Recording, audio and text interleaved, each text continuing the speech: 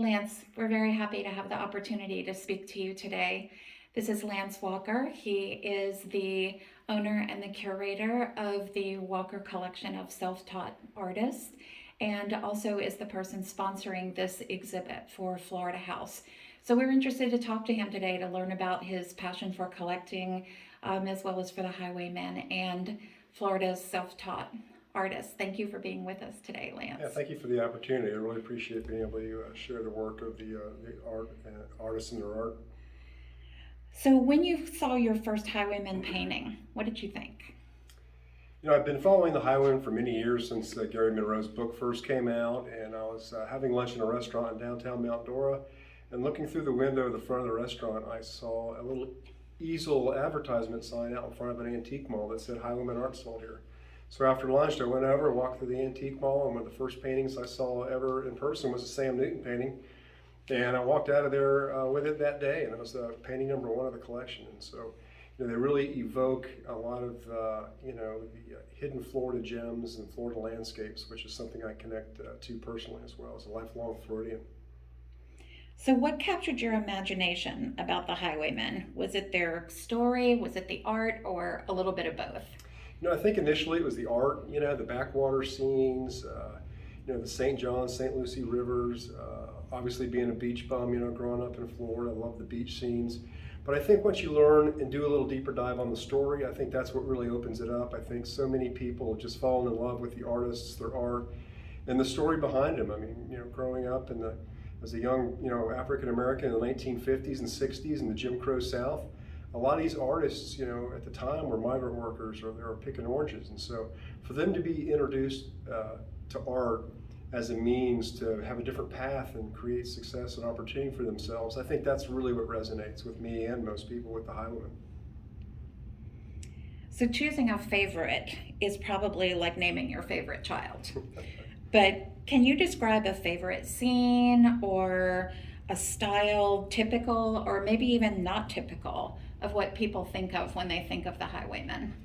I think a lot of people think of the Highwaymen with the bright orange, sunsets or the fire sky red sunsets. For me, I've paddled most of the rivers in the state of Florida, and so those backwater scenes, the pristine primal beauty of Florida that, a lot of people that come here for traveling rarely get a chance to see. But when you pull off the cover and you get into the heart of Florida, you see these hammocks and the swaying cypress trees and the backwater reflections and all the wildlife that exists. And it's really, to me, kind of that natural Florida of the Highwayman art that resonates a lot with myself. So, can you tell us a little bit about the paintings that are beside you? So beside me are paintings from the only female artist of the group of 26 artists, is Mary Ann Carroll. I know we both were fortunate to have a chance to know Mary Ann while she was still living. Unfortunately, she passed away in December of 2019. But Mary Ann is the only female artist in the group known as the Highwaymen. She raised 7 children, many times as a single mom, and she found art as a way to help support her family. Wonderful lady, very passionate with her faith.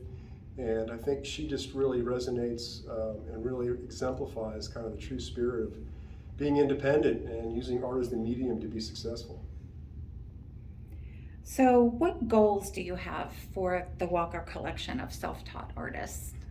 Well, I have a very large collection of Highwayman art, which is kind of the core of the collection, but we also have art from Beanie Backus, the dean of Florida landscapes and one of Florida's most revered homegrown artists. But also I have art from a lot of other outsider artists from Florida, names that people have never heard of. And I think, their art and their story, I want people to learn about it. I want them to know about these artists and why they created the art they did. For many of them, each one was a different reason. And much of the art that was created was never intended to be sold. It was just because they wanted to express themselves through art. And I think that's a way for people to communicate, and it's also a way for us to learn and learn about these artists and why they did create what they did. So, we've heard that you're working on a documentary about the Highwaymen. Tell us a little bit about that. I am. A couple local filmmakers approached me and some friends about producing a documentary. It's an 8-part docuseries. Many of the interviews have been done. Given the time right now with some of the filming restrictions, it's been a little difficult to finish the project, but I suspect by the end of this year, the project will be completed and go into post-production. And I think it's going to be a great way for millions, to take the Florida Highwaymen story and take it from a regional story that so many people love and just take it national and worldwide. We're hoping one of the streaming services will pick it up, and I think it's going to be a big hit, really to help honor and celebrate the artists, most of whom have passed on, but for their families and for all Floridians that love the art. I think it's going to be a great way to celebrate and create a legacy for them. So how do you see your collection and the story of the Highwaymen growing over the next 10 years?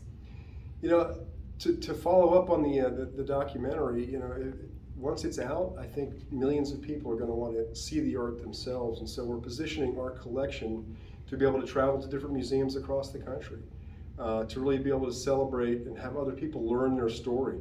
And it's an inspiring story. It's literally a story for people that went from migrant worker buses to creating art owned by hundreds of thousands of people with as much art as they produce. And I think, I want people to understand their story, I want the social history that's behind it, but also the beautiful images that they created and were able to make a living doing. I think it's a very uplifting story that I'd love as many people to learn about as we can reach.